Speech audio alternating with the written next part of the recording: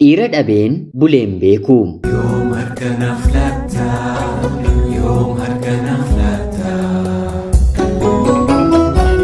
Yooyyaa ashamaa akkam jirtu kabajamtootaaf hordoftoota qophii kanaa. Nagaaf jaalalli tokkummaan bakka jirtan hundaatti hunda keessaniif haa ta'u jechaa guyyaa har'aallee seenaa ajaa'ibaa nama barsiisu tokko isiniif qabadheen dhiyaadheeraatii hanga xumura qophii kanaatti laayikii fi sheer akkanumallee sabiskiraayib gochuun na waliin tura.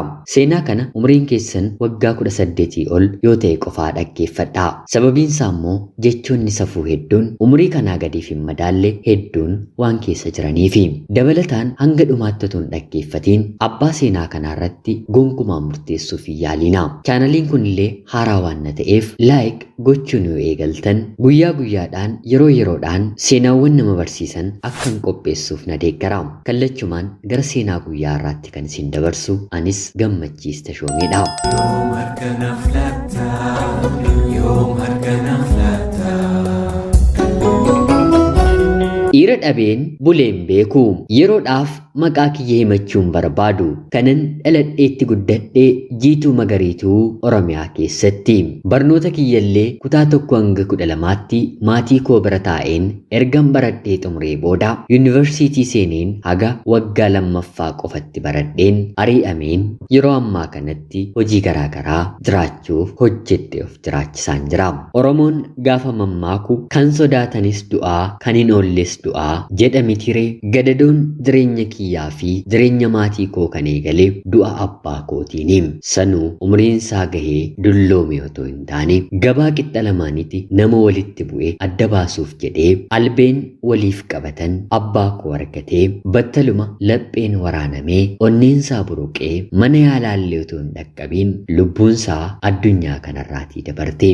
Akka carraa ta'ee magaalli anitti dhaladhe magaala aanaa waan ta'eef iyyi godaa ka'e al takkaatti gubbaa gaha. Iyyi gubbaarraa ka'e immoo al takkaatti gajjallaatti dhagahama. Guyyaan isaa sanbadduraa yookiin immoo qidaamee waan tureef barnoonni illee waan hin turreef anaa fi obboloonni koo sadan haati koo manuma jirra.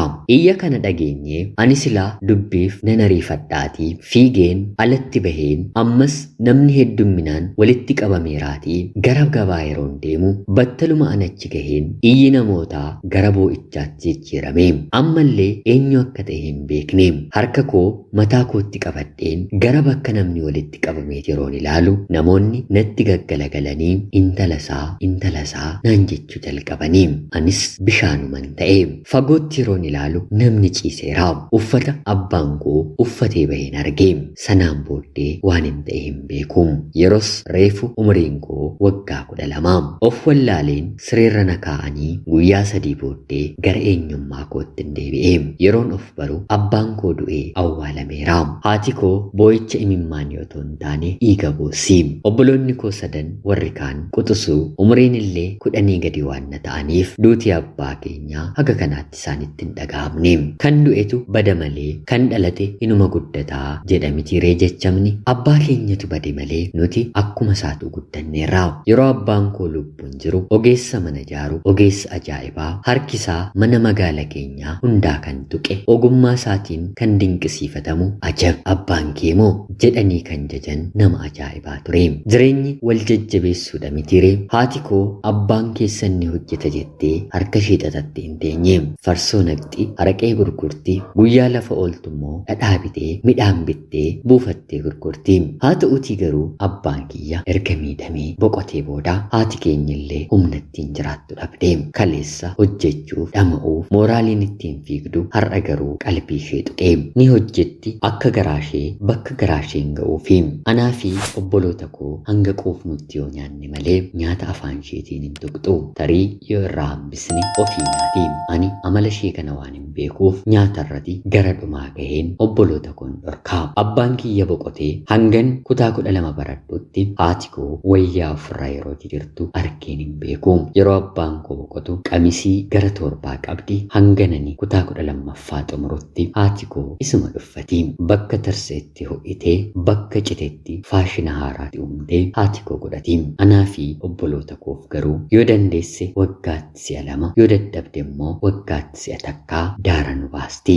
Dur yeroo abbaan koo jiru firri aanteen nu dubbisuuf nu gaafachuuf mana keenya dhufu lakkoofsaan kan hin jedhamu. Erga abbaan kiyya boqotee garuu ijoollee gaalamootaa diqaalaa jedhamne. Yoom harkanaaf laata, yoom harkanaaf laata.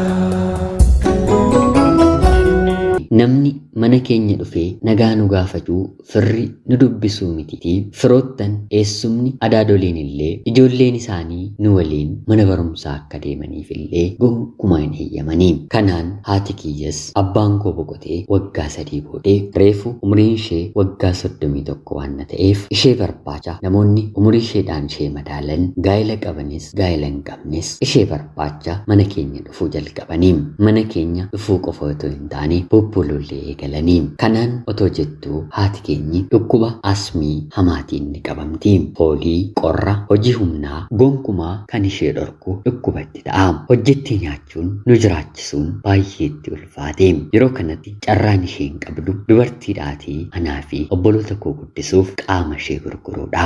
Guyyaa ilkaaniin kofaltee galgala dhiirota waliin ciisti. Ani jabduu waan nan ta'eef nu jiraachisuudhaaf homaa tokkollee gochuu akka hin dandeenye carraan isheen qabdu kana qofaa akka ta'e ifaaf ifatti na himte. Anis otoon boo'uu otoon maraadhuu haadha koo jireenya kanatti hin dhiise.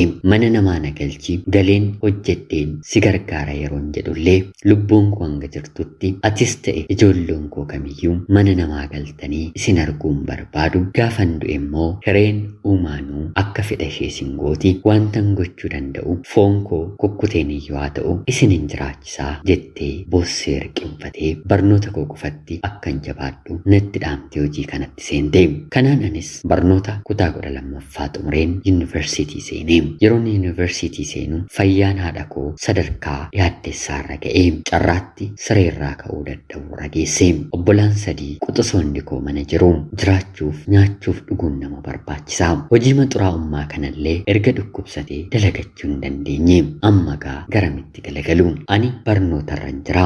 Barachuuf illee akkanuma hedduu ta'us baatus dubartii hanga ta'etti wantoonni na barbaachisanii jiru. Kanaan boodeenis haadha koo lubbuun dhabee dhukkubaa fi beeluun maatii koo na jalaa fixuurra hojii barbaaddachuun qaba jedheen otoon baradhuu gara magaalaa yuunivarsiitii keessan baradhuutti deemeen hoteela hojiin jiraayii jedhee gaafachuun eegale. Isaanis hojii akkamii maal hojjechuu dandeessa jedhanii yeroo na gaafatan hojii kamiyyuu hin beeku. Haa ta'utii garuu maatiin kiyya rakkinarra waan na jalaa bu'aniif hojiin argadde kamuu hojjedheen gargaaruun barbaadaa jedheen isaanii hime. Yeroo sanatti gargaartuu ittoo dalagdu na godhanii. Miindaan kiyyas baay'ee xiqqoodha. Baatii 2 ergan hojjedhee booda afaanis baraa waan nan dhufeef gara keessummeessituutti jijjiirradhe. Barnoota yoo naaf eeyyamame nan deema yoo naaf hin eeyyamamne immoo nan dhiisa. Waggaa 2ffaa baatii 3 baradheen isumayyuu nan dhaabe. Sanaan hojii kana keessatti ture. Namoonni akkuma koo hojjetan galgala hojii biizinasii gara biraa hojjetu. Anis haadha koo wal'aannachuu kan hin danda'u yoon hojii kanatti seene jedheen dubartoota hojii kana hojjetaniin anaafis na barbaadaa. Haati koo na jalaa du'uu isheerraa hojii akka keessanii nan hojjedhaa kabaja koo waliin hin jiraa jedheen isaanitti hime. Yeroo kana hiriyyaan koo tokko hundumti keenyiyyuu rakkanne seennee jireenya yookiin immoo hojii kana namni jaallatu gonkumaayyuu hin jiru. Otoo hin jaallatiin ilkaaniin kolfaa keessa keenyatti gubachaa hojjennaa. Akka jettetti ati dhiiran beeku waan jetteef tarii jalqaba irratti illee maallaqa gaarii akka argattuuf nama maallaqa qabu siifan barbaadaa naaf obsinaan jette. Anis toleen jedhee walii galtee torbee 2 booda maallaqa gaarii nama naaf kanfalu fiddee dhufte. Namni kunis ana bira erga gahee booda dhaabbataa immoo guyyuma tokko qofaaf na waliin ta'uu barbaadaa jedhee na gaafate. Yeroo sanaanis kan natti mul'achaa jiru rakkina haadha koo beela'uu obbolaa koodha waan na ta'eef akkasiin barbaaddanii jedheen deebiseefi nama guddaa bilbilaa yoo ilaalan ulfina qabu anaanillee dhalchuu danda'udha. Siimii lakkoofsa bilbilaa haaraa kutee moobaayila tokkotti galchee lakkoofsa kanarratti ana qofaatu si argata hin cufiin sa'aatiin barbaadetti bakka barbaaddetti dhuftanaan jedhee qarshii 400 mindaa hojii koo baatii tokko naaf kennee ana biraa deeme. Guyyaa 2 booddees naaf bilbilee bakka akkanaatti kottu naan jedhee anis tole jedheen bakka inni barbaadetti hin deemee fi hojiidhaaf fiildii bakka akkanaa waan hin deemuuf waliin deemnaa naan jedhee konkolaataa isaatti na yaabsee na fudhatee deeme. Hojii koo jedheellee yeroon gaafadhu hojiin kee maallaqa siif argamsiisa, kunis maallaqa siif argamsiisa, gaafa deebitu mana siifan kireessa, meeshaa itti guuttattullee siifan kenna naan jedhee anis tole jedheen waliin deeme. Torbee 2 fiildii ture, kabaja koos fudhatee torbee 2 isa waliin hin ture. Gaafa deebinus qarshii 8,000 naaf kennee baatii dhufu akkanumallee fiildii waan hin qabuuf qophaa'ii kanaan mana kireeffadhu meeshaas bitadhu naan jedhee. Meeshaa maaliin bitadhaatii kan dhukkubsate kan rakkate haadha koodhaatii maallaqa sana keessaa sharfii tokko otoo ofii hin fayyadamin obbolaa koodhaan ka'aa haadha koo hospitaala keessaa jedheen maallaqa sana ergee fi haati koos wal'aanamtee kan afaan isheellee walitti hidhamee ture nagaa jettee bilbilaan na dubbiste. Sanaan booddee maallaqa ittiin wal'aanamu eessaa fidee jettee yeroo na gaafattu anis sababa sobaa garaagaraa ishee amansiisu itti meen haadha koo amansiise. Kanaan nama kanaaf haadha manaasaa maddiiti jaalallee isaan ta'e. يوم هركنا فلتا يوم هركنا فلتا Guyyoota muraasas hiriyoota koo bira ergan bulee booda gara doormiitti deebi'een torbee 2 jiraadhe. Sanaan booddee ammas namni kun na waamee bakka inni barbaadu waliin hin deeme. Torbee 1 turre. Mana naannoo kamii kireeffatee jedhee yeroo na gaafatu lakkii anuun kireeffannee haati kiyya dhukkubsattuu waan na taateef isheef hin ergee ofii hiriyoota koo bira guyyoota muraasa ergan ture booda doormii jiraachuun eegalee jedheen itti hime. Yeroo kanannis haati kee maal dhukkubsatti jedhee na gaafata. Anis dhibee asmii hamaa akka qabdu ittan hime.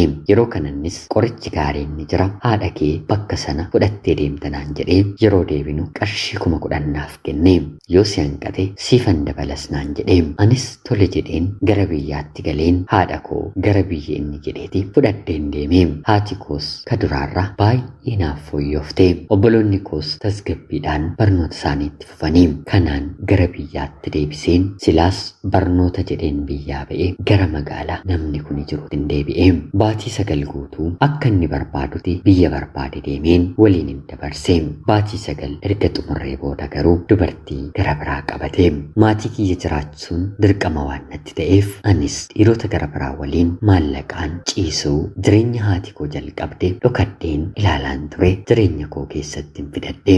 Si'a kana maallaqas xiqqoo of harkaa waan hin qabuuf dibata uffata garaagaraallee uffadheen sadarkaa koo ol qabeen maallaqa gaarii gaafachaa dhiirota waliin hin bulaa. Nama kanarraa adda baheen waggaa 4 guutuu dhiira malee guyyaa tokkofillee bulee hin beeku. Har'a koottu bor kootu borolee koottu jechuun jedhan mallattoo deebii bilbila kooti. Kanaan haadha koo baatii 9 kaduraa waliin waggaa 4f baatii 9 nan wal'aane. Obboloota koos nan barsiise. Kanaan booddee garuu du'arraa nama miliqsuu waan hin danda'amneef haati koos na jalaa boqote. Gadda lapheen cabee ishee fayyisuuf jireenya kanatti hin seene. Haa ta'uutii garuu gonga naaf fayyuu hin dandeenye. Lubbuu ishee garuu waggaa 4f baatii 9 tursaa'eera. Kanaan itti gaafatamummaan nattaanu obboloota koo 3 barsiisuudha. Ammallee jireenya mataa koo otoo yaadiin obboloota koof yaaduu itti fufee hangam jireenyin keessa jiru anaafillee baay'ee ulfaataa ta'us haa ta'uutii garuu imaanaa haadha koo jabeessee qabachuun dirqama waan natti ta'eef hojiikuma kana hojjechaa obboloota koo haga yuunivarsiitii seenanii eebbifamanitti barsiisuun dirqama natti ta'ee lamni seenanii yeroo eebbifaman tokko garuu gidduutti heerumtee sadanuu bakka naaf qabatanii amma bakka kan hin qabne ana qofaadha. Heerumuudhaaf ani nama dubartii dhiirri barbaadu miti. Jireenya hin taane hedduun dabarseera. Gochaawwan dhalli namaa hin raawwanne hedduu raawwadheera. Waggaa hedduu jireenya kana keessa waan hin jiraadheef jireenya kana keessaallee bahuun waan hin danda'amne ta'ee natti mul'ata ture. Ta'us garuu kutannoo obboleettii koo ishee heerumteen jireenya kana keessaan bahee jalqaba irratti ofitti na waamtee na gorsite. Anis hin danda'uun jedheeni. Kaanillee hafeen abbaa manaa ishee mana keessatti jalaan kajeelee. يوم هركنا فلتا يوم هركنا فلتا haa ta'uutii garuu balleessaa kootuun irratti hin ilaaliin mana ishee keessatti akka nama maraatee na hiitee kadhannaa naaf kadhachaa Waaqayyoon narratti waamaa araara isaa akkanaaf usu naaf kadhachaa baatii 2 dhiira malee amala ani hin qabne na keessee sanaan booddee halkan abjuu kooti ifti mana inni jiraadhu keessa yeroo guutuun argee Waaqayyos dhiifama akkanaaf godhe naaf galee sanaan obboleettii kootti meen hidhaa kiyya narraa hiiktee abbaa manaa ishee ta'u waliin ta'uun mana naaf kireessitee maallaqa xiqqoodhaan hojiis naaf bantee hojjechuun eegalee gonkumaa bara jireenya koo keessatti nan dhaaba jedheen kan hin yaadne hojii sagaagalummaa nan dhaabee hojiin amman hojjechaa jiruunis yaa Rabbii galata kee jedhee nama jiraatudha. Hojiin koo waa lama tokko lubbuu koof araara kadhachuu lammaffaa immoo hojiin hojjedhu kana dalaguudha. Kanaan ol wantan barbaadu hin jiru. Heerumuufis dhibee dhukkuba garaagaraatu narra jira. Ilmaan godhachuufis anaaf waan danda'amu miti. Abbaa manaa riyaa qabachuufis abaarsi anaaf dhufe nama na waliin jiraatu hin barbaadu. Kanaaf umuriin koollee amma heerumarra waan darbeeruuf haga Rabbi umurii naaf kenneen galateeffadheen gammadeen addunyaa kanarraa darbuu barbaada. Tarii jireenya koo keessatti gaaffii kan natti ta'u baduu jireenya koo cabuu seenaa kootiif kan itti gaafatamu eenyu jedheen of gaafadha. Al takka takkaa abbaa koon jedha. Abbaan koo nama walitti bu'e albee walitti baafate gargar baasuuf lubbuun akka hin baane gidduu goruuf araarsaaf gidduu galee sanaan boqotee namni araaraaf dhaqe akkamittiin sababa ta'uu danda'a. Al takka takkaa immoo haadha koodhan jedhee haati koo garuu haga humna ishee qaama ishee gurguruun nu jiraachisuuf yaalteetti. Al takka takkaa immoo anuma dhanuuf jedha. Haa ta'uutii garuu anis lubbuu haadha koo dachee kanarra tursiifachuuf jireenya kanatti hin seenee obboloota koo daandii qabsiisuuf waanjoon baatamne hin baadhee meesin akka dhageessaniti akka seenaa koo hubattaniti balleessaan cabuun jireenya kootiif sababa kan ta'u eenyu yaada keessan gorsa keessan komentii jalatti naaf qoodaa. Ana obboleettii keessan Jiituu Magariituu Oromiyaa keessaatii ulfaadhaa nagayaatti galatoomaa. Yoom harkanaaf laattaa yoom harkanaaf laattaa.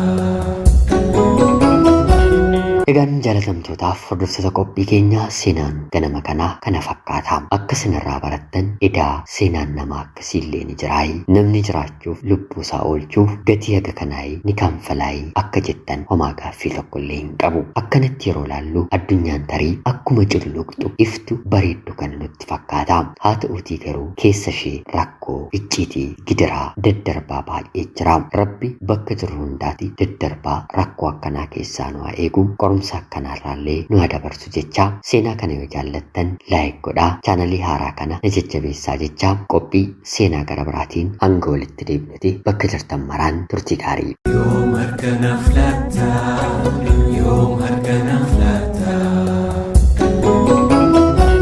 Egaan jaalatamtootaaf hordoftoota qophii keenyaa seenaan ganama kanaa kana fakkaata. Akka sinirraa barattan edaa seenaan namaa akkasiillee ni jiraayi. Namni jiraachuuf lubbuu isaa oolchuuf gatii haga kanaayi ni kanfalaayi akka jettan homaa gaaffii tokkollee hin qabu. Akkanatti yeroo laallu addunyaan tarii akkuma cululuqxu iftu bareeddu kan nutti fakkaata. Haa ta'uutii garuu keessa ishee rakkoo icciitii gidiraa daddarbaa baay'ee jira. Rabbi bakka jiru hundaati daddarbaa rakkoo akkanaa keessaa nu haa eegu.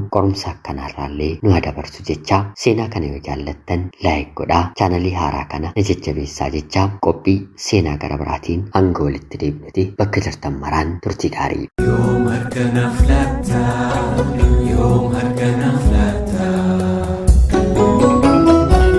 Egaan jaalatamtootaaf hordoftoota qophii keenyaa seenaan ganama kanaa kana fakkaata. Akka sinirraa barattan edaa seenaan namaa akkasiillee ni jiraayi. Namni jiraachuuf lubbuu isaa oolchuuf gatii haga kanaayi ni kanfalaayi akka jettan homaa gaaffii tokkollee hin qabu. Akkanatti yeroo laallu addunyaan tarii akkuma cululuqxu iftu bareeddu kan nutti fakkaata. Haa ta'uutii garuu keessa ishee rakkoo icciitii gidiraa daddarbaa baay'ee jira. Rabbi bakka jiru hundaati daddarbaa rakkoo akkanaa keessaa nu haa eegu. Qorumsa akkanarraallee nu dabarsu jecha seenaa kana yoo jaallattan laayik godhaa. Chaanalii haaraa kana na jajjabeessaa jecha qophii seenaa gara biraatiin hanga walitti deebinuti bakka jirtan maraan turtii gaarii. Yoom harkanaaf laattaa yoom harkanaaf laattaa. Yaa Rabbi yaa gooytaa maaliif na jalliftaa. Yaa Rabbi yaa gooytaa